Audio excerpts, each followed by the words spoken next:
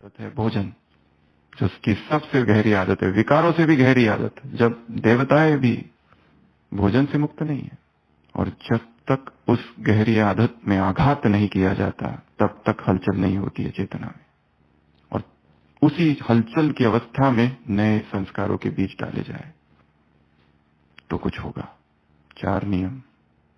पहला, भोजन को मौन में स्वीकार करना, प्रसन्नता के साथ, कोई कंप्लेंट नहीं, और ना ही उसका वर्णन करते हुए उसमें ये ज्यादा है, वो ज्यादा है, ये कम है, वो कम है, ना ही उसके स्वाद का वर्णन करते हुए। दूसरा नियम, 4 चीजें कम कर दो या हटा दो।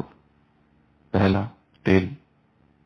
दूसरा, शक्कर, एडिक्शन है सारे, उत्तेजना उत्पन्न करते हैं। तीसरा, नमक, डिसॉल्ट द बॉडी। जितना नमक डालोगे उतना पानी मांगेगा शरीर। जिसने नमक को ही हटा दिया, उत्तेजनाएं अपने आप शांत हो गई है। चौथा, अनाज, कम करते जाओ, कम करते जाओ। हटाने के लिए नहीं कह रहे, पहले कम करते जाओ। देवताएं जो कभी फ्रूट ईटर थे, ग्रेन ईटर जब से बन गए, क्योंकि ग्रेन के लिए 4-5 चीजें चाहिए। उसके सिवाय चावल लो थाली में और खाओ, खा सकते हो ना। दाल लो, खाओ, खा सकते हो। गेहूं लो, खाओ, खा सकते हो ना। उसमें आग चाहिए, उसमें मसाले चाहिए, उसमें नमक चाहिए, उसमें तेल चाहिए, उसमें शक्कर चाहिए। इन घातक चीजों ने शरीर में अनाज के द्वारा प्रवेश किया है। सतयुग में देवता खेती कर रहे हैं, इमेजिन करो, ऐसा कोई दृश्य है? वहां बगीचे होंगे, खेत का अभी तक कोई वर्णन नहीं आया किसी मुरली में। Deities were fruit eaters. The fruit eater deities converted into grain eater human beings, and that's how the degradation started. द्वापर से देवताओं का पतन 2 कारणों से हुआ, एक देहभान, दूसरा आग। जिस चीज को आग में डाला गया, खत्म। जो जितना ज्यादा ग्रेन ईटर से, उनको 4 चीजें होती है। दोपहर में नींद चाहिए, क्योंकि अनाज आर इंटॉक्सिकेंट्स। नींद, आलस, प्रमाद, जड़ता शरीर में। शरीर में क्या होती है? जड़ता होती है। ये नहीं कह रहे बंद कर दो, अगर 3 बार खाते हैं तो 2 बार कर दो, 2 बार खाते हैं तो 1 बार कर दो। अपने आप शरीर में नव चेतना, नई ऊर्जा जागेगी। और बिना स्वास्थ्य के अध्यात्म फेल है। Without health spirituality is total failure. जिसका शरीर ही साथ नहीं दे रहा है, वो कहां से अध्यात्म का अभ्यास करेगा? कहां से अशरीरीपन, और कहां से वो उमंग उत्साह आएगा? सारा ध्यान निरंतर घुटने की तरफ, पीठ की तरफ, शुगर की तरफ, बीपी की तरफ, सारी बुद्धि घूम रही है उसके तरफ। डॉक्टरों के चक्कर, डॉक्टर शॉपिंग में ही सारा समय जा रहा है। अध्यात्म की शर्त है स्वस्थ शरीर, नॉट ओनली स्वस्थ, उसमें 3 चीजें, फ्लेक्सिबल, लचीला। दूसरा, स्ट्रेंथ, स्टेमिना, बिल्ड। तीसरा, फास्ट, एक्टिव शरीर, उछलते रहे, कूदते रहे, जैसे छोटे बच्चे होते। कैसा लचीला उनका शरीर है। जड़ता अर्थात मृत्यु, लचीलापन अर्थात जीवन। जितना अनाज अंदर डालोगे उसमें जड़ता आएगी, कम करते जाओ। एंड रिप्लेस, तीसरी, ये हो गया दूसरा, अनाज की, भोजन की तीसरी बात, फ्रूट्स, वेजिटेबल्स, जितना हो सके रॉ, या फिर बॉइल्ड, या तो स्टीम। स्टीम करो तो बहुत अच्छा है, किसी को बॉइल्ड ज्यादा पसंद नहीं। जितना उसको पकाया जाएगा उसके सारे पोषक तत्व नष्ट होते हैं, और जो स्वाद है वो केवल मसालों का स्वाद है और कुछ भी नहीं। रियल स्वाद तो पता ही नहीं किसी को, वो तो फ्रूट्स में है। और जब शरीर लाइव फूड से भरा होता है, हाई वाइब्रेशनल फूड से भरा होता है, सात्विक आहार से भरा होता है, जो हम खा रहे हैं वो राजसिक है, उत्तेजना वाला है। हम इसके हाथ का नहीं खाते, हम उसके हाथ का नहीं खाते, हम प्याज नहीं खाते, हम लहसुन नहीं खाते। बीमारी तो उतनी है जितनी ये सब खाने वाले को है। महात्माएं बीमार क्यों है, ऐसी एक किताब है, पढ़ लेना कभी। आत्माभिमानी बनना सबसे बड़ी बाधा है भोजन। शरीर और आत्मा का सबसे greatest material bondage is food. जब तक इस पर काम नहीं किया जाए, शरीर, आत्मा चिपकी रहेगी शरीर से नीचे। इसको उड़ाना है ऊपर, हल्कापन आ जाए शरीर में। भागने को कहो तो कितना भी भाग सको, कसरत करने को बोलो तो कितनी भी कसरत, कितनी भी सीढ़ियां चढ़ सको। ऐसी ऊर्जा, ऐसी शक्ति, ऐसी पावर वो तभी आएगी जब वो भोजन हल्का, अव्यक्त और साकार महावाक्य है बाबा के, योगी का भोजन सूक्ष्म से सूक्ष्मतम होते जाएगा। खुशी जैसी खुराक नहीं, खुशी ही उसकी खुराक है। योग में बैठ गए तो ऐसे बैठ गए कि खो गए, उसे याद ही नहीं। सबसे बुरी आदत कौन सी? साकार मुरली 2019 भोजन। प्रश्न का उत्तर था हबच, ये खाऊं, वो खाऊं, इसको खाऊं, उसको खाऊं, क्या खाऊं और कब खाऊं, खाऊं और पेट में बलाऊं। अभी अभी नाश्ता किया, अभी अभी टोली खाई, अभी दोपहर का भोजन, अभी चिंता चल रही है, अभी दोपहर में क्या बनाना है। दिन रात बुद्धि घूम रही है। उधर था विषय वैतरणी नदी, इधर तेल वैतरणी नदी में डूबे हुए हैं। हर चीज को छोक लगाओ। रोटी है उसको तेल लगाओ, चावल है सफेद उसका कलर चेंज करो, दाल बनी हुई है उसको वापस डालो, सब्जियां है उसका गला दबा दो और फिर खाओ। इधर हाई वाइब्रेशन है उसमें। सात्विक है, सूरज ने इतनी मेहनत से पकाया है उनको, जो भी पका पका के अम्ल कारक बन जाता है, एसिडिक फूड बन जाता है। कितने सारे ब्राह्मण है उनको पेट ही समस्या है, योग ही नहीं करने देता है। परम धाम में उड़ने जाती है, पेट नीचे खींचता है उसको। स्वामी विवेकानंद को पूछा था आपके देश के धर्म का क्या हुआ? उन्होंने कहा था मेरे देश का धर्म किचन में जाके भस्म हो गया है।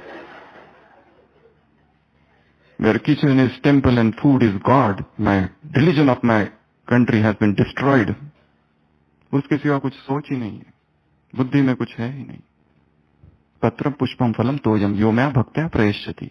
पत्र पुष्प फल और जल ये मुझे अर्पित कर, प्रेम से जो मुझे तू अर्पित करेगा मैं उसे स्वीकार करता हूं।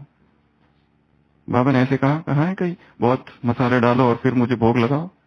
पत्रम पुष्पम फलम तोयम, जो जितना सात्विक होगा, जिसके शरीर में सत्व जा रहा है, उसकी चिंतन की धारा छुएगी आकाश को। आत्माभिमानी स्थिति अपने आप उठेगी। विकार वहां स्पर्श भी नहीं कर सकते। विकार तो आते ही तब है जब शरीर में उत्तेजनाएं वाले पदार्थ डाले जाते हैं। कैसे छूट पाएंगे उत्तेजनाओं से? एक तरफ है अशोक वाटिका जहां हम जा रहे हैं और ब्राह्मण है बीच में छौक वाटिका में। क्या कर रहे हैं? छौक लगाते हर चीज को, क्योंकि इसको ऐसी ही आदत पड़ गई है। उसको केवल चाहिए गुलामी है, इस गुलामी से मुक्ति। ये एक महत्वपूर्ण कदम है अध्यात्म की यात्रा का। और बीमारी से स्वतः ही मुक्त हो जाएंगे। कोई बीमारी आएगी नहीं। कैसे आएगी? कोई जानवरों को बीमार होते हुए देखा है? वो तो होते तब है जब हम उन्हें अपना भोजन खिलाते। किसी कुत्ते को मारना है तो रोज बिस्किट खिलाओ उसको। जो निसर्ग ने दिया है, जो प्राकृतिक है, जो सूर्य का पका हुआ है, उसमें ऊर्जा है, इसमें प्राण ऊर्जा है, शक्ति है, ओज है, तेज है। सारी बीमारियों से स्वतः ही मुक्त हो जाती है आत्मा। चौथा, हफ्ते में एक दिन उपवास, फास्ट वंस वीक। तब पता चलेगा कि हम में पावर कितनी है, कितना हम दूर रह सकते हैं। हफ्ते में जो नहीं कर सकते 15 दिन में एक बार, और जो कर सकते हैं वो करे, जो नहीं कर सकते वो कम से कम 18 घंटे का तो करे, 14 घंटे का तो करे, 12 घंटे का तो करे। 8 बजे खाए, अभी दूसरे दिन सीधा 8 बजे, रात में कुछ नहीं। 8 घंटा, 12 घंटा कंट्रोल आएगा। उपवास वंस अ वीक। कोई भी एक दिन चुन लो, शाम को 6 बजे से अगले दिन 6 बजे। 6 बजे तोड़ो उसको नींबू पानी से, नारियल पानी से, नुमा शाम का योग करो और फिर भोजन हल्का ले लो। वो 24 घंटे आत्मा उड़ जाएगी आकाश में, परमधाम में। शरीर है कि नहीं पता ही नहीं चलेगा। जो नहीं कर सकते वो एक तो है फ्रूट वाला रसाहार, 2-2, 3-3 घंटे में फ्रूट। और जो लोग कर सकते हैं निर्जला, नो फूड नो वाटर। ये सबसे आसान है, बहुत सिंपल है। और ऑल ओवर वर्ल्ड के ढेर सारे बीकेज है। जिन्होंने ये किया उन्होंने अपने ढेर सारे अनुभव लिखे हैं, क्या हुआ, कैसे शिव बाबा से कनेक्शन जुड़ गया। क्या क्या अध्यात्म में अनुभव हुए, योग में क्या क्या अनुभव हुए, विदेश में ढेर सारे प्रयोग इस पर हो रहे हैं। ये भारत में ही कम होते हैं। ताकत भोजन से नहीं आती है। Food is not the source of energy. Source of energy कुछ और है। ये बहुत बड़ा विषय है, अभी इसकी चर्चा नहीं करेंगे, नहीं तो पूरी रात चली जाएगी इसमें। Fourth, fasting once a week. जो कर सके वो 24 घंटे, जो उसको और बढ़ा सके 36 घंटे। पूरे पेट की सफाई हो जाएगी। सारी बीमारियों का एक ही कारण है, आंत में फंसा हुआ मल, वो पूरा साफ हो जाए। एंड जब भी फास्ट करो, बेटर एनिमा, प्लेन वाटर। अनुभव होगा कि कितनी ऊर्जा आ गई है, कितनी शक्ति आ गई है।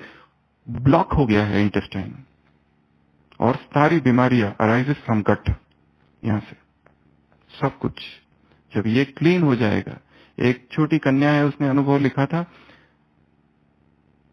25 दिन पहले बर्गर खाया, और जब इनिमा लिया तो इनिमा से वो निकला। वो 25 दिन तक वहीं सड़ रहा था पेट में।